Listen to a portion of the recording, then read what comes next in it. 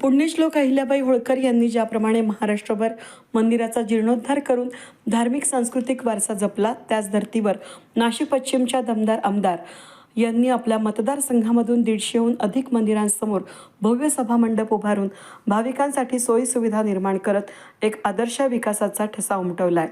पिंपळगाव बहुलातील ग्रामस्थांची अनेक दिवसांची मागणी माजी मंडलाध्यक्ष भगवान काकड यांच्या पाठपुराव्यानं पूर्ण झाली आहे. पिंपळगाव बहुलातील सिद्धेश्वर महादेव मंदिर परिसरात मोकळे पटांगण असल्यानं धार्मिक विधी त्याचबरोबर विविध कार्यक्रम करताना अडचणींना सामोरं जावं लागत होतं. याच पार्श्वभूमीवर माजी मंडल अध्यक्ष भगवान काकड यांनी आमदार सीमा हिरे यांच्याकडे सभा मंडपाची मागणी केली होती. मागणी पूर्ण झाली असून आमदार सीमा हिरे यांच्या निधीमधून भव्य असा सभा मंडप उभारण्यात आलाय. गावकऱ्यांची अनेक दिवसांची मागणी पूर्णत्वास आली आहे.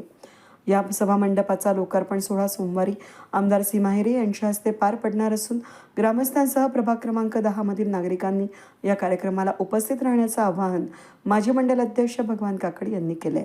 आपल्या नाशिक पश्चिम मतदारसंघातील कार्यसम्राट कर्तव्यदक्ष आमदार सौ सीमाताई महेश हिरे यांच्या विशेष निधीतून आणि विशेष अशा प्रयत्नातून आमच्या पिंपळा बाहुले इथे भव्य असं महादेव मंदिर येथे सभा मंडपाचं काम झालेलं आहे. आमच्या सर्व पिंपळगाव ग्रामस्थांची खूप दिवसाची जुनी अशी मागणी होती की इथे दशक्रिया विधीसाठी आणि इतर धार्मिक कार्यक्रम असो की लग्नविधीसाठी खूप अशा अडचणी येत होत्या. तर आम्हाला असा सभागृह नव्हता.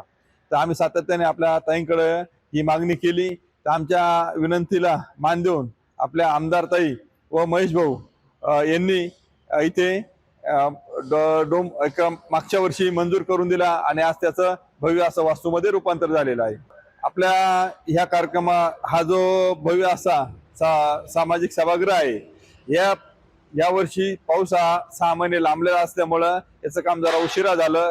तर या कार्यक्रमाचं लोकार्पण हे सोमवार दिनांक 15 डिसेंबर 2025 रोजी सकाळी 10 वाजता आपल्या कार्यसम्राट आमदार सौ सीमाताई महेश हिरे यांच्या हस्ते होणार आहे. मी सर्व पिंपळा बहुला ग्रामस्थ, सर्व बचत गट आणि सातपूर विभागातील मंडळातील सर्व भारतीय जनता पार्टीचे पदाधिकारी, कार्यकर्ते व नागरिकांना आवाहन करतो की जास्तीत जास्त संख्येने या ठिकाणी कार्यक्रमाला उपस्थित राहून या कार्यक्रमाची शोभा वाढवावी आणि या कार्यक्रमाला येणाऱ्या सर्व पाहुण्यांची आम्ही इथे नाश्त्याची पण व्यवस्था केलेली आहे.